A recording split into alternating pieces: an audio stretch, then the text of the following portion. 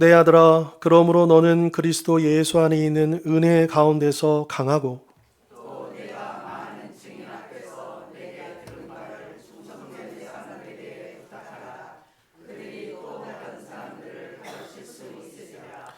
너는 그리스도 예수의 좋은 병사로 나와 함께 고난을 받으라.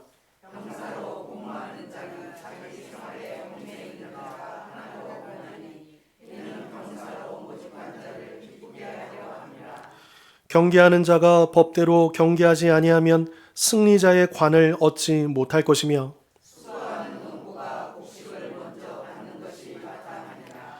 내가 말하는 것을 생각해 보라. 주께서 범사에 내게 총명을 주시리라.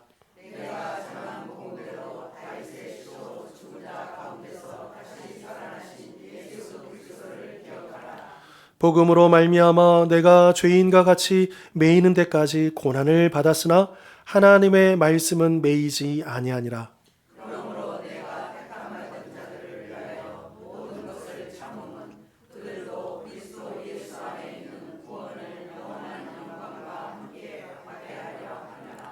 미쁘다 이 말이여, 우리가 주와 함께 죽었으면 또한 함께 살 것이요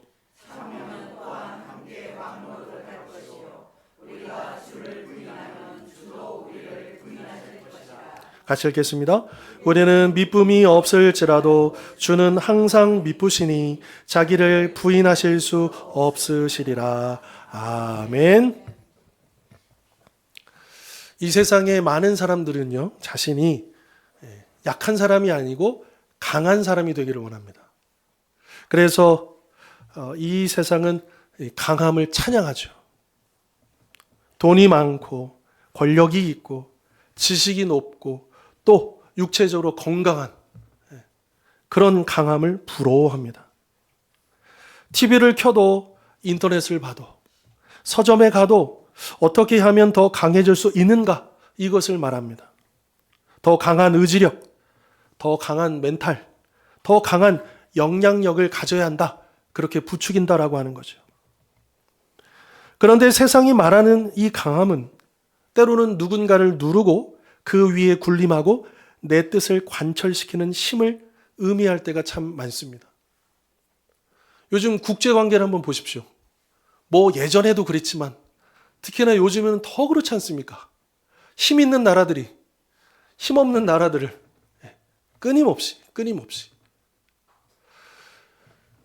얼마 전에도 영상을 보니까 아프리카의 수단이라는 나라를 아세요? 수단? 들어보셨죠? 이 수단도 지금 2년째 전쟁 중이에요. 근데 왜 그 전쟁이 안 끝나는지 여러 이유들이 있는데 그 여러 이유 중에 하나가 뭐냐면 결국엔 힘 있는 나라들의 이권이 걸려 있어요. 그러니까 그 나라의 백성들은 평화롭기를 원하고 전쟁이 끝이기를 원하지만, 그러나 그 나라를 둘러싼, 그래서 그 나라를 이용해 가지고 뭔가 이권을 취득하고 뭔가 얻고자 하는 그 강한 나라들이 양보하지 않는 거예요. 그래서 계속해서 무기를 공급해주고, 근데 공식적으로는 부인해요. 우리는 그런 적 없다라고. 그러나 비공식적으로 계속해서 전쟁할 수 있도록 무기를 공급해요. 그러면서 그 강함을 통해 가지고 통제하고 군림하고 이익을, 그러니까 세상이 말하는 강함, 그러니까 왜 강해지려고 하느냐? 결국은 그런 식으로 흘러간다라고 하는 것이죠. 자, 아무튼 이 세상은 강함을 찬양하고 강함을 부러워하고 또 강함을 추구합니다. 자, 그런데 우리 개인의 삶을 한번 보십시다. 우리 자신 한번 보자고요. 사실 우리를 보면 강함보다는 약함을 더 자주 경험합니다. 예기치 못한 질병 앞에서, 해결되지 않는 가정의 문제 앞에서, 또 직장에서의 어려움과 관계의 갈등 앞에서 우리는 얼마나 쉽게 무너지는지 모릅니다.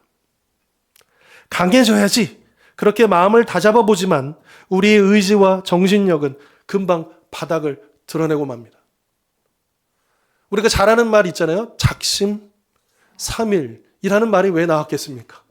아무리 결단하고 아무리 내가 해야지 다짐해도 오래가지 못하는 약함이 우리 안에 있잖아요.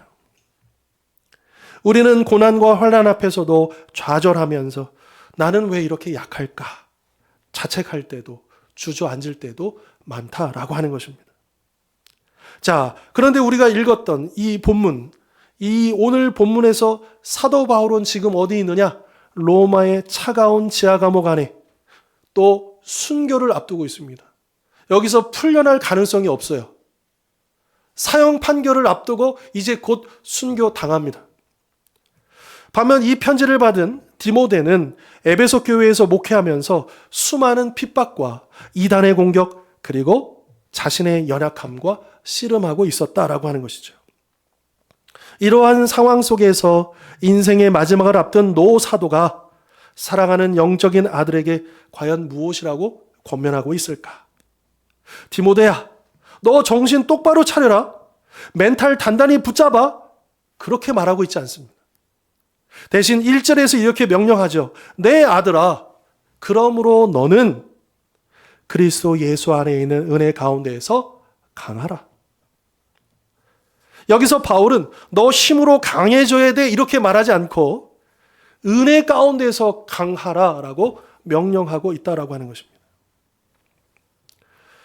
오늘 본문의 이 말씀들을 통해서 우리가 삶에서 만나는 그 다양한 고난과 환난을 이길 수 있는 진짜 강함의 원리가 무엇인지 또 그 강함은 어디로부터 나오는 것인지를 우리가 함께 살펴보려고 합니다. 오늘 본문에서 바울이 말하고 강조하는 강함은 우리가 자칫 오해하기 쉬운 몇 가지의 특징을 가지고 있습니다. 첫 번째로 바울이 이야기하는 강함은 내 안에서 나오는 힘이 아니라는 것입니다. 우리는 흔히 강한 사람을 의지력이나 정신력이 강한 사람이라고 생각합니다. 하지만 오늘 본문은 그 강함이 내가 아니라 그리스도 예수 안에 있는 은혜에서 나온다라고 하는 것을 강조하죠. 은혜 가운데서 강하라라고 하는 이 말은 우리가 은혜라고 하는 뭐라고 표현할까요? 큰 바다와 같은 은혜, 큰 그런 은혜 안에 푹 잠겨 있어 라고 하는 그런 뜻입니다. 즉 우리 스스로가 강한 것이 아니라 은혜가 우리를 통해서 강하게 역사하신다라고 하는 것이죠. 여러분 수영 못하면 그 물놀이 할 때 수영 못하는 사람은 뭘 하죠? 튜브를 끼고 하잖아요. 그죠? 여러분 그러면 물에 뜨잖아요. 여러분 그 사람이 수영을 잘해서 물에 뜨는 게 아니고 그 튜브의 부력 때문에 물에 뜨는 거 아닙니까? 그렇죠? 마찬가지로 우리는 약해요. 물에 뜰 수가 없어요. 하지만 우리를 감싸고 있는 예수 그리스도의 은혜 안에 있을 때 우리가 강해질 수 있다. 그것으로 뜰 수가 있다라고 하는 것이죠. 그래서 고난이 찾아왔을 때 내 힘으로 이겨내야지. 이렇게 주먹을 불끈 쥐기 전에 먼저 주님, 저는 너무나도 약합니다. 주님의 은혜가 너무나도 필요합니다. 이렇게 고백하는 것이 강함의 첫 출발점이다라고 하는 것입니다. 다음 둘째로 바울이 강조하는 강함은 남을 억누르는 힘이 아니라 고난을 견디는 힘이라는 것입니다. 아까도 말씀드렸듯이 이 세상의 강함은 마치 피라미드 구조처럼 가장 그 꼭대기에 올라서 약자들을 누르는 힘입니다. 하지만 성경이 말하는 강함은 정반대인 것이죠. 이 강함은 고난과 환난을 이기는 힘이요.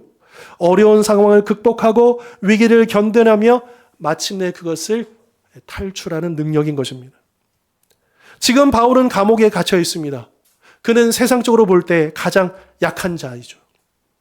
하지만 그는 놀랍게도 자기 자신이 가장 강하다라고 말합니다.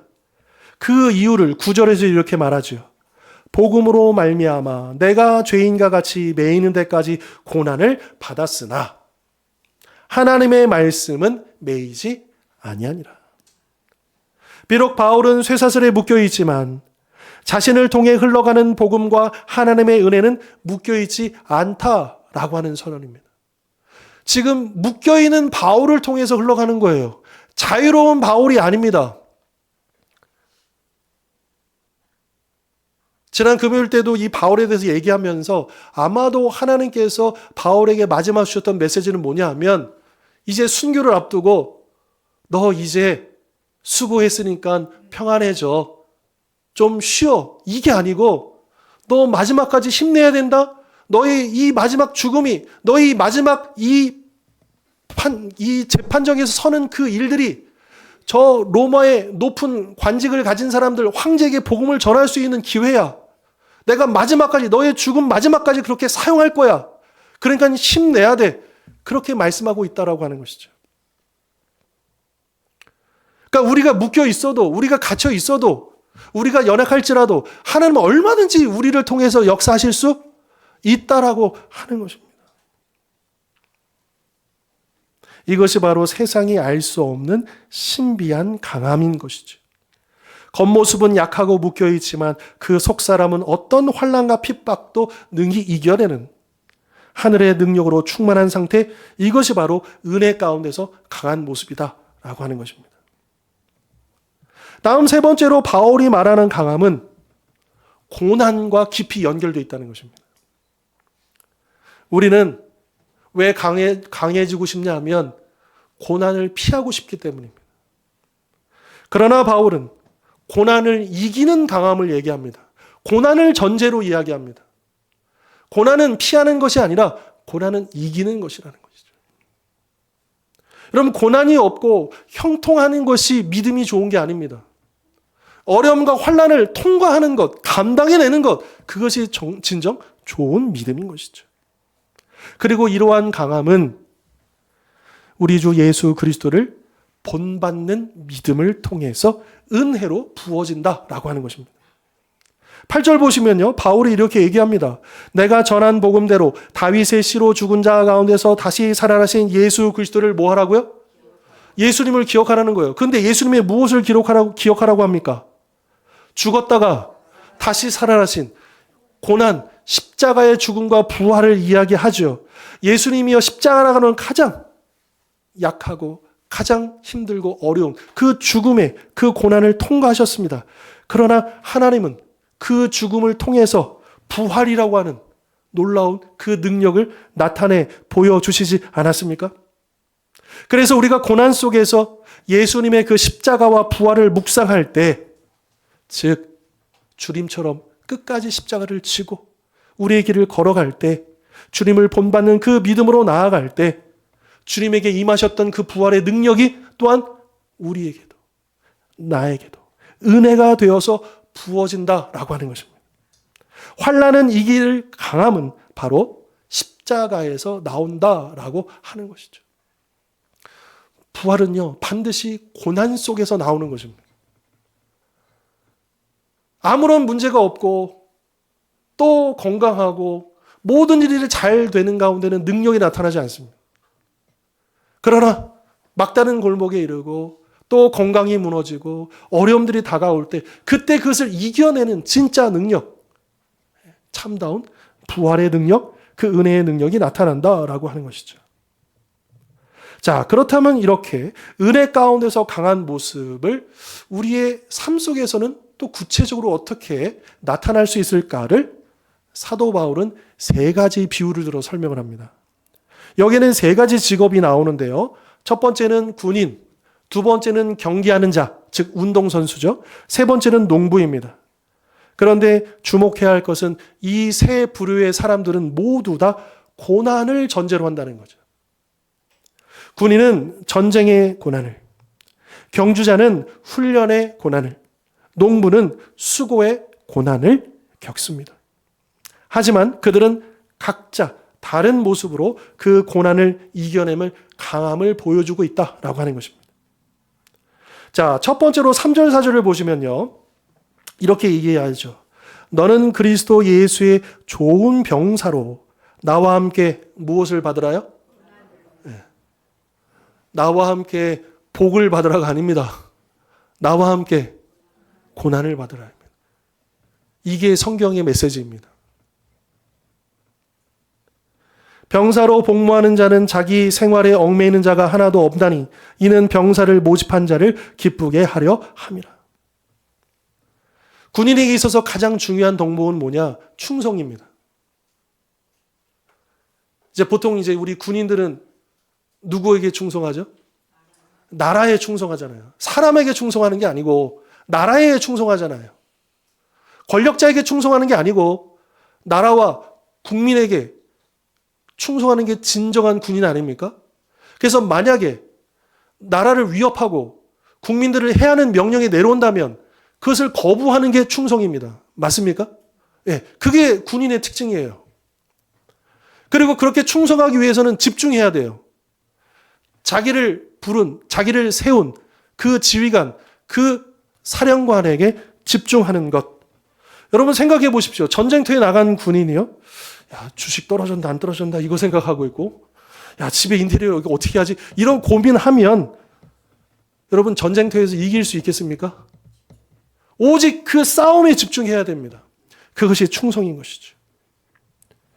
그래서 바울은 병사를 모집한 자를 기쁘게 하려 함이라. 자기를 부른 사령관을 기쁘게 하는 것, 그것이 군인으로서의 강함이다. 이야기해주고 있는 것입니다. 우리는요, 예수 그리스도의 군사로 부름을 받았습니다. 맞습니까? 우리는 예수의 좋은 병사가 되어야 합니다. 그리고 우리의 사령관은 당연히 누구이시죠? 예, 하나님이시고 우리 주 예수 그리스도이십니다. 그리고 은혜 가운데서 강하다라고 하는 것은 고난이 올 때 세상의 염려와 자기 생활에 얽매이지 않는 힘을 갖는 것을 말하는 것이죠. 지금 무엇에 얽매여 계십니까? 혹시 재물의 염려, 자녀의 문제, 미래에 대한 두려움 때문에 마음을 빼앗겨서 사령관이신 우리 주님을 기쁘시게 하는 그 일에 집중하지 못하고 있지는 않습니까? 그것이 어떤 문제이든 간에 나로 하여금 발목을 붙잡고 주님을 바라보지 못하게 하는 그것을 벗어나야 한다라고 하는 것이죠. 은혜의 강함은 우리의 시선을 다시 주님께로 고정시키는 힘입니다.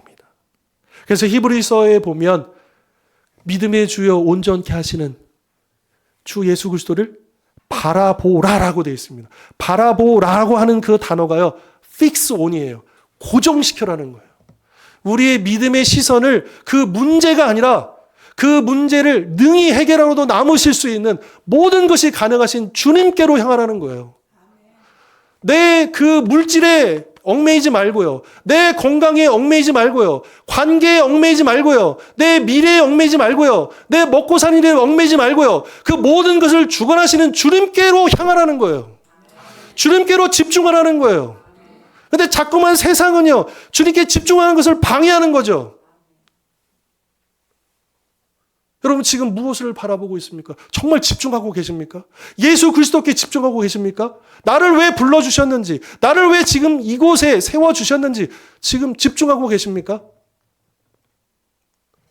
너무나 많은 소리들이 있어요.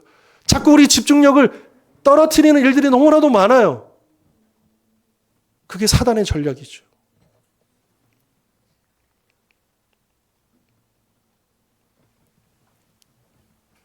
우리는 이런 고백이 필요합니다. 이 모든 고난 속에서도 나의 왕은 주님이십니다.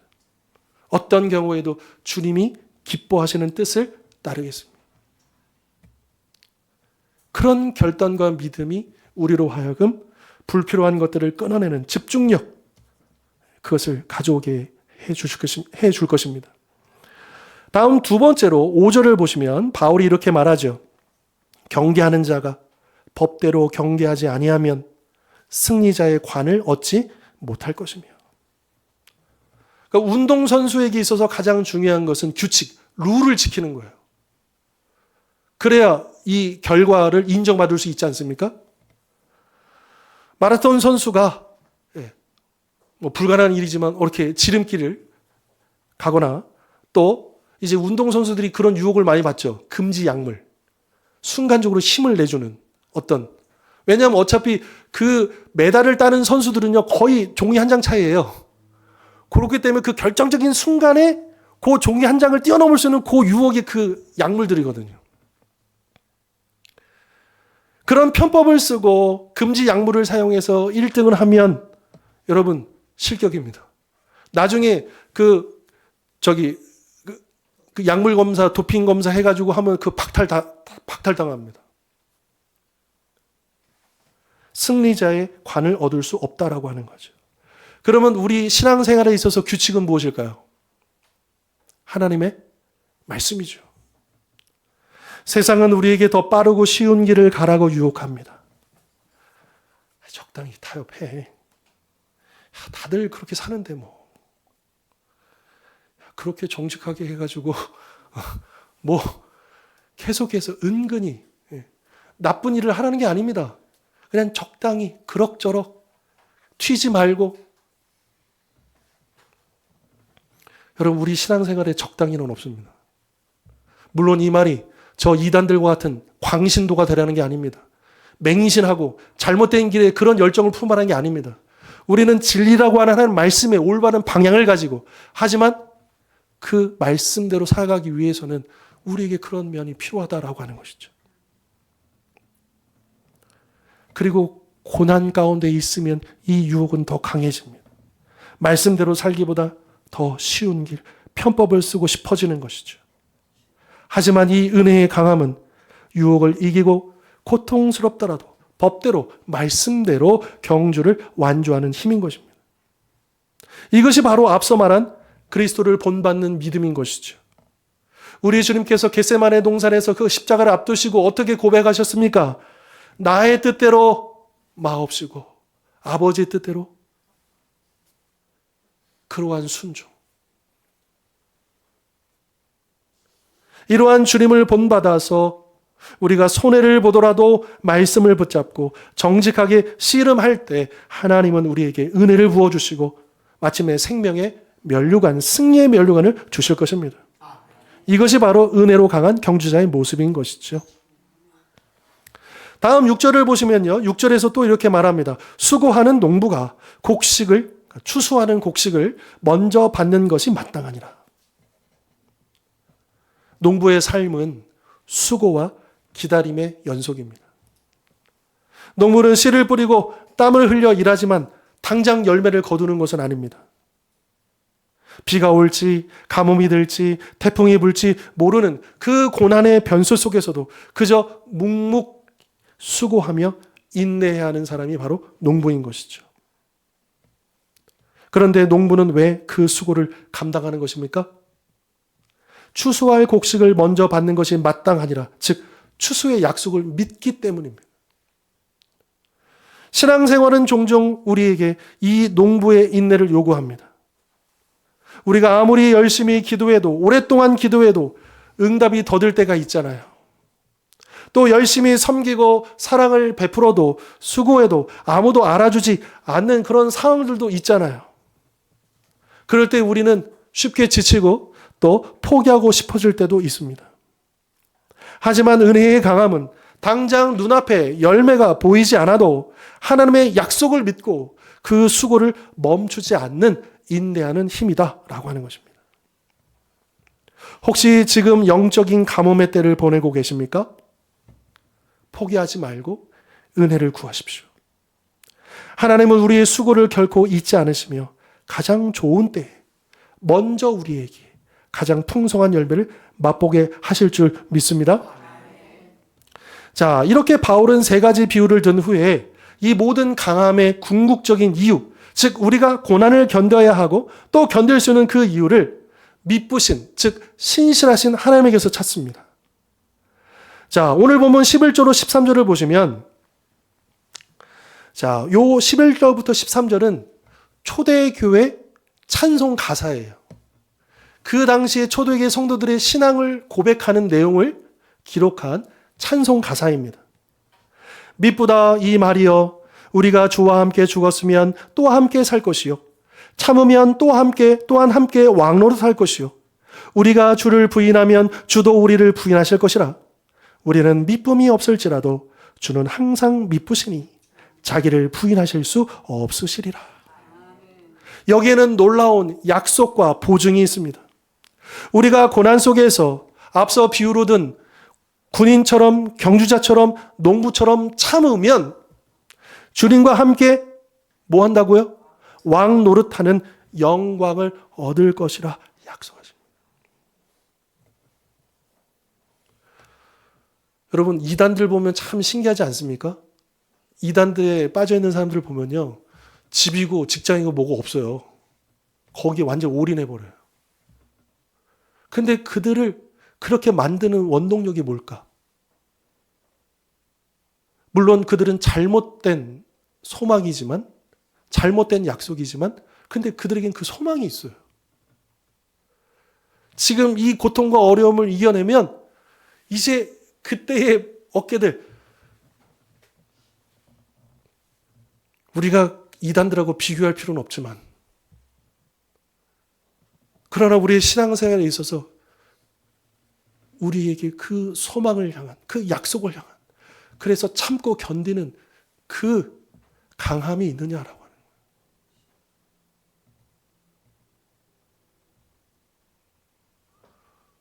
여러분, 이단들의 교주가 죽거나 뭐 이렇게 잘못되면 없어질 것 같죠?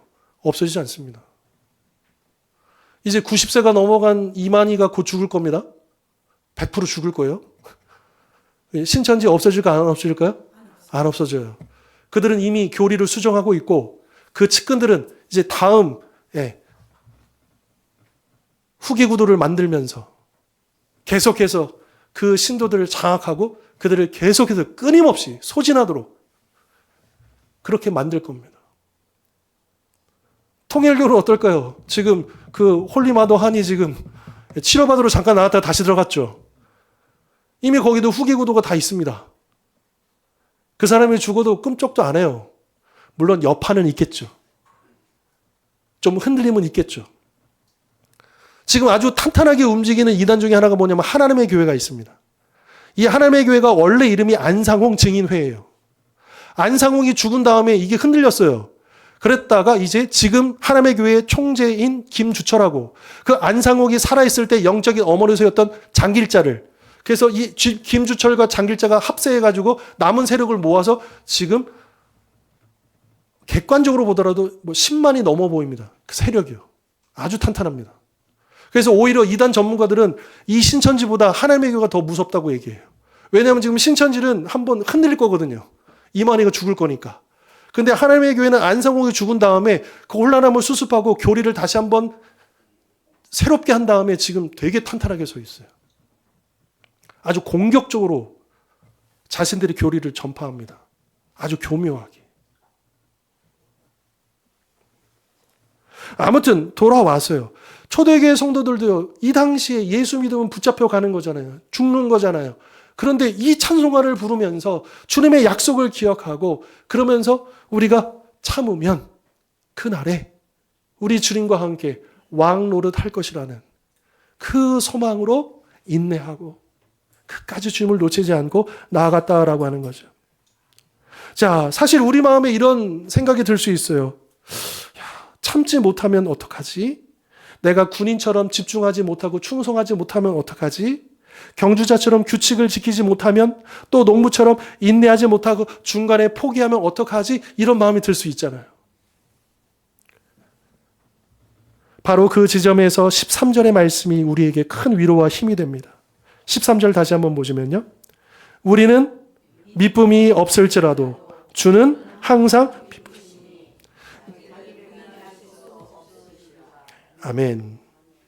미쁨이 없다라고 하는 것은 신실하지 못하다, 믿음이 없다는 뜻입니다. 우리가 그래요. 우리는 늘 연약하여 넘어지고 주님을 부인하고 믿음 없는 모습을 보일 때가 너무나도 많지 않습니까? 미쁨이 없는 것이 우리의 모습입니다. 하지만 우리의 강함은 우리의 신실함에 달려있지 않습니다. 우리의 강함은 항상 미쁘신, 항상 신실하신 우리 주님께 달려있는 것이죠. 우리가 붙잡는 손이 힘이 빠져서 주님을 놓치는 그 순간에도 주님은 신실하시기 때문에 내가 주님을 붙잡던 손을 놓치더라도 주님은 절대로 우리 손을 놓지 아니하십니다. 왜냐하면 그분은 자기를 부인하실 수 없기 때문이죠. 당신의 약속을 반드시 이루어 주시는 분이시기 때문입니다. 이것이 바로 그리스도 예수 안에 있는 은혜의 핵심입니다. 우리의 강함은 우리의 의지력이 아니라 결코 나를 포기하지 않으시는 주님의 신실하심의 뿌리를 내리고 있는 것이죠. 이 사실을 믿을 때 우리는 어떤 고난에서도 다시 일어설 수 있는 신비한 강함을 공급받게 될 것입니다. 이제 오늘 말씀을 정리하겠습니다. 요즘 우리를 힘들게 하는, 나를 힘들게 하는 고난과 환난은 무엇입니까? 나를 약하게 만드는 것은 무엇입니까?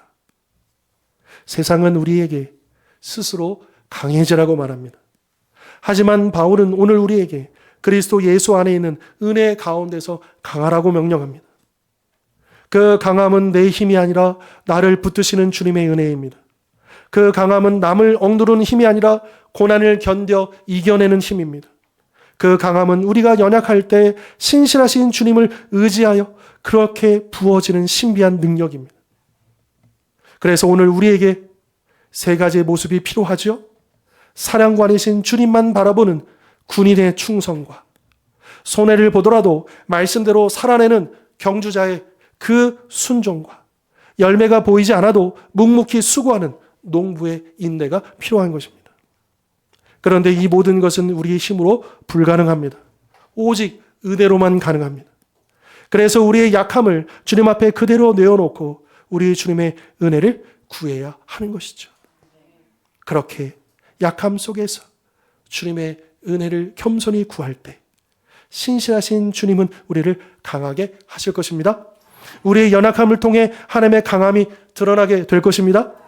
그러므로 오직 그리스도 예수 안에 있는 그 은혜 가운데서 강해져서 어떤 고난도 역경도 능히 넉넉히 이기며 나아가는 우리 모든 성도님들 되실 수 있기를 주님의 이름으로 축원합니다. 기도하겠습니다.